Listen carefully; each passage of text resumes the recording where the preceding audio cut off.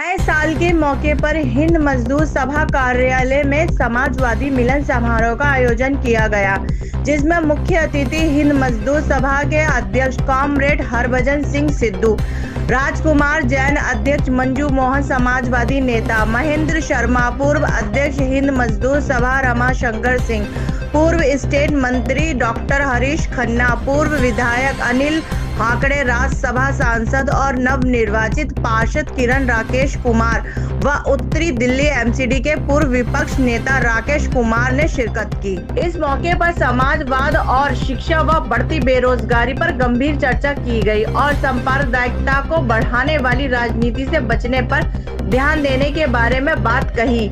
हिंद मजदूर सभा में ये मिलन समारोह नव वर्ष पर मनाया जाता है, जिसमें समाजवादी लोग अपने अपने विचार रखते हैं। इस मौके पर प्रोग्राम में आए लोगों ने अपने ख्यालात रखते हुए मौजूदा सरकार की नीतियों पर चर्चा की और मोदी सरकार का नारा सबका साथ, सबका विकास और सबका विश्वास को झूठा बताते हुए समाज में फैली सांप्रदायिकता को मिटाने की बात कही। असलियत में तो हम बीजेपी से लड़के तो हम आए हैं। हमने देखा है बीजेपी को, बीजेपी के सारे हथकंडे देखे हैं और बीजेपी किस तरीके से हमें परेशान किया है उसको देखा है। तो मैं तो ज़्यादा कुछ नहीं कहूँगा, उसे एक छोटा सा एक्सपीरियंस है इलेक्शन का, उसी को शेयर कर देता हूँ आपके बीच में, क्योंकि इस आने वाला इलेक्शन भी 2024 का भी इलेक्शन है और मोदी साहब का इलेक्शन है। तो मोदी साहब ने क्या क्या हथकंडे अपनाते हैं वो इलेक्शन जीतने के लिए, जो छोटे चुनाव के अंदर, वो मैं आपसे शेयर करना चाहता हूँ। तो ज़्यादा लंबी बात नहीं कहूँगा, क्योंकि आप सभी जानते हैं मैं आम आदमी पार्टी से हूँ और आप अरविंद जी ने एक जलसे में कहा था इलेक्शन से पहले, कुछ ही दिन पहले, कि भाई मैं अपनी पार्टी के कामों के आधार पे वोट मांग रहा हूँ। आप मुझे बता दो आप किस काम पे वोट मांग रहे हैं?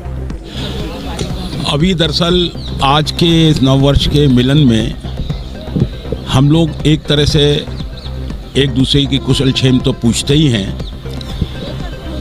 मगर यहाँ मिलकर हम जो हमारा मुख्य दायरा बातचीत का होता है वो हमारा समाजवादी जो संकल्प एक समाजवादी होने के कारण हमारे हैं, उसको कैसे क्रियान्वित रूप दिया जाए, कैसे बढ़ाया जाए, और पिछले साल का ब्यौरा कि पिछले साल हम क्या क्या कर पाए और आगे के साल में क्या क्या हमें करना चाहिए, उसका एक मोटा मोटा लेखा जोखा हम रखते हैं।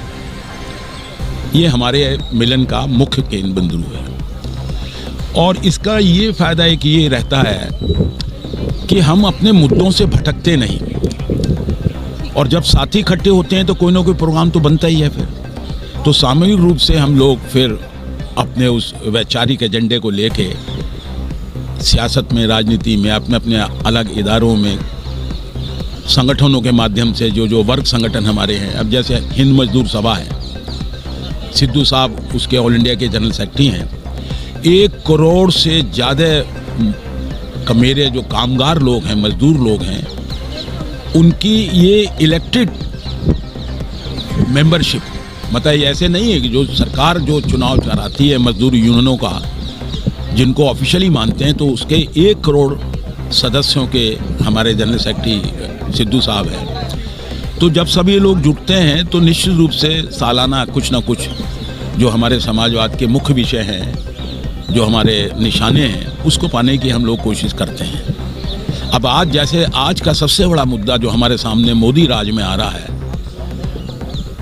वो 2 तरह का, एक तो सांप्रदायिक मुद्दा, हिंदू मुस्लिम जो सारा समाज को बांटने का है, और दूसरा जो आर्थिक तंत्र से जिस तरह से अडानी या अंबानी को पूरे मुल्क के जो पूरी दौलत है हमारी है, सरमाया है, उसको आंख मीच कर उसको मोदी सरकार दे रही है। आर्थिक नीतियां इनकी जो बर्बाद कर रही है, महंगाई है, नौजवान बेकार है।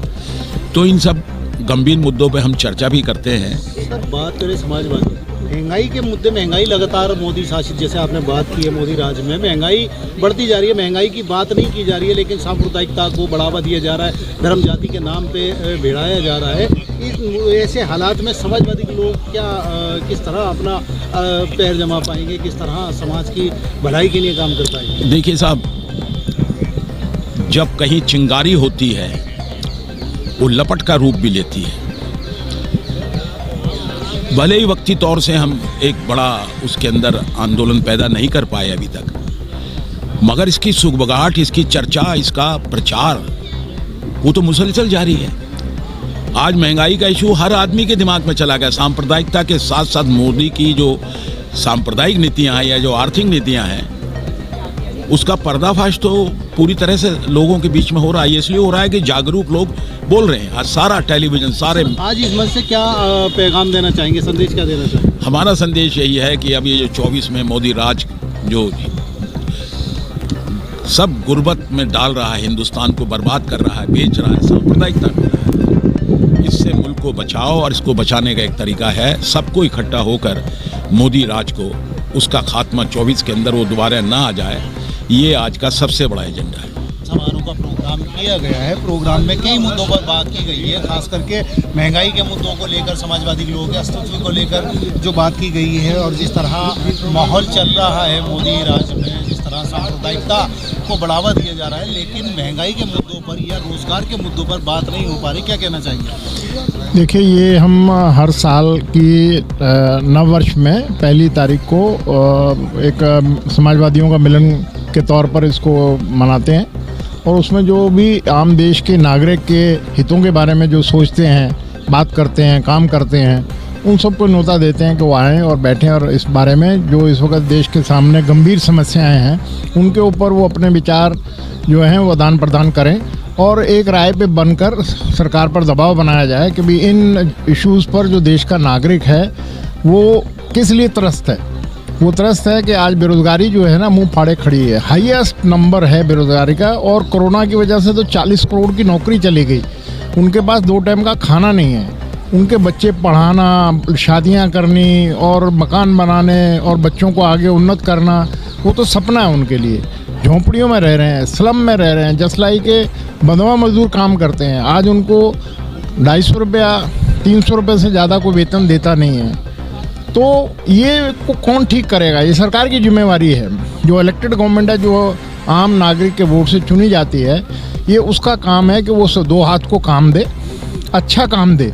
जिंदा रहने के लिए जो मिनिमम वेतन होना चाहिए, आज की तारीख में 30,000 से कम मियाँ बीबी और 2 बच्चे पल नहीं सकते हैं कि वो किराए के अच्छे मकान में रहें, बच्चों को अच्छे स्कूल में पढ़ाएं, बीमारी का अच्छा इलाज कराएं, बुजुर्गों को अपना ध्यान से रखें। इन काम के लिए कम से कम 30,000 रुपये वेतन चाहिए।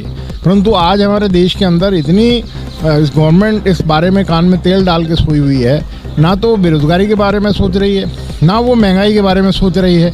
आज जितनी महंगाई बढ़ी हुई है उसकी कहीं चर्चा नहीं होती है। जितने भी जो कहते हैं कि आज़ादी का चौथा खंभा हमारा जो है वो जर्नलिस्ट है, टीवी हैं, चैनल हैं, उनमें ही चर्चा होनी चाहिए, परंतु वहाँ पर चर्चा होती है धर्म के नाम पर, जाति के नाम पर, देश को किस तरीके से बांटा जाए, इसके ऊपर चर्चा हो रही है। और आज हमारे पास जो अमीर आदमी है वो रातों रात इस कोविड के अंदर, हमारे देश के प्रधानमंत्री बोलते हैं कि 80 करोड़ को हम 2 टाइम का खाना देते थे, 5 किलो चावल ले लो या गेहूँ या 1 किलो दाल। परंतु दूसरी तरफ 100 अरबपति थे, वो 140 अरबपति हो गए। तो इस कोविड में 2 साल में ऐसा क्या उन्होंने देश के अंदर कर दिया कि जो 40 अरबपति और बढ़ गए। तो अगर अमीर आदमी अमीर होता चला जा रहा है, जो इनइक्वलिटी है, जो उसके अंदर असमानता है, वो इतनी बढ़ गई है कि एक तो 300 रुपये कमा रहा है और एक घंटे में हज़ारों रुपये कमा रहा है। तो वो मुकेश अंबानी अब एशिया का सबसे रिचेस्ट आदमी बन गया, क्योंकि सरकार का उसके ऊपर हाथ है।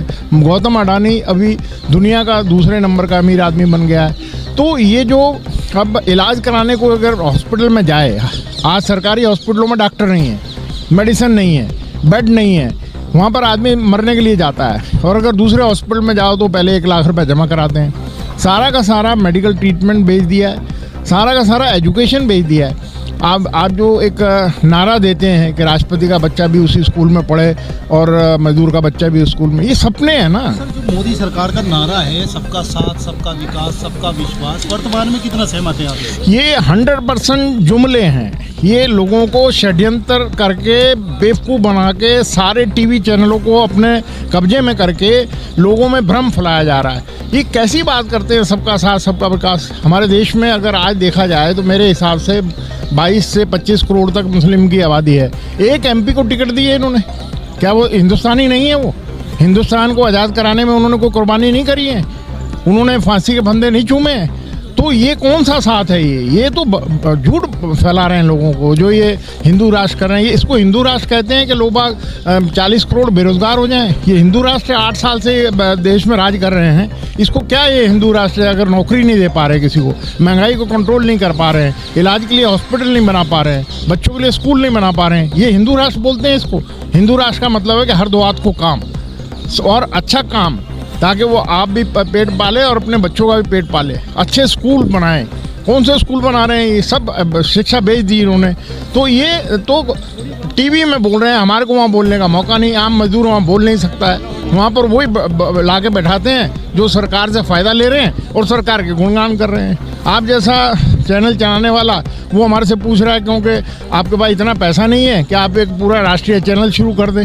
नहीं तो सर, आज जो समाजवादी मिलन का समारोह का आयोजन किया गया है साल के पहले ही दिन, उसमें कई मुद्दों पर बात की गई है, महंगाई को लेकर और मोदी सरकार की तानाशाही को लेकर बात की गई है, चर्चा की गई है। आखिर समाजवाद का अस्तित्व वर्तमान में क्या है?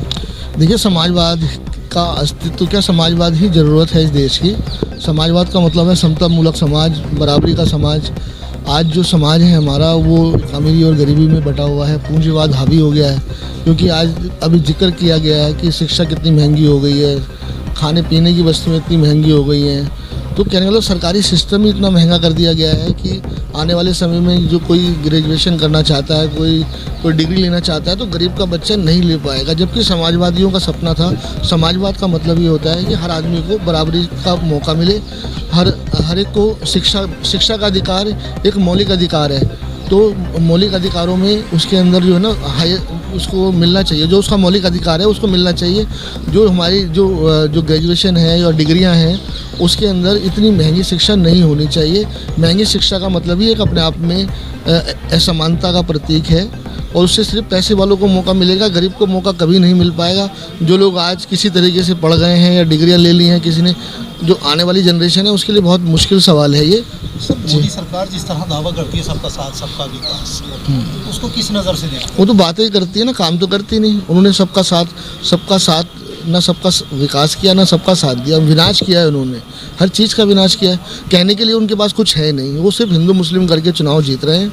महंगाई आसमान पर है, देश के अंदर पूंजीवाद हावी है। कहते हैं कि अब जो हमारे यहाँ जो पूंजीपतियों की जो लाइन लगी हुई है, तो कुछ हमारे देश में पूंजीपति अरबों खरबोपति बनते जा रहे हैं और वो मोदी जी की मेहरबानी की वजह से है। अगर मोदी जी चाहते तो शायद वो नहीं बन पाते। तो कहने का मतलब यही है कि देश के अंदर गरीबी बढ़ रही है और एक दूसरी तरफ अमीरी भी बहुत बढ़ रही है। तो सारा पैसा जो है ना कुछ अमीर घरानों के लिए कर दिया गया है। आज सारा देश बेचा जा रहा है ना, तो सब खरीदने वाले कौन है? मोदी जी के दोस्त हैं, अडानी है, अंबानी है। उन्होंने रेल खरीद ली है, एयरलाइंस खरीद ली है, ये हमारे एयरपोर्ट खरीद लिए हैं, हमारे रेलवे के प्लेटफॉर्म खरीद लिए हैं। सारे डिपार्टमेंट खरीदते जा रहे हैं, बिकवा रहे हैं। मोदी जी खरीद रहे हैं, अडानी जी और अंबानी जी। तो देश बेचा जा रहा है। 2014 चुनाव से पहले जो बात की जाती थी बीजेपी की तरफ से गरीबी को मिटाएंगे, क्या लगता है गरीबी मिटाई जा रही है? गरीब को ही अरे गरीब को ही मिटाया जा रहा है, गरीब का गला घोटा जा रहा है। Slow poison.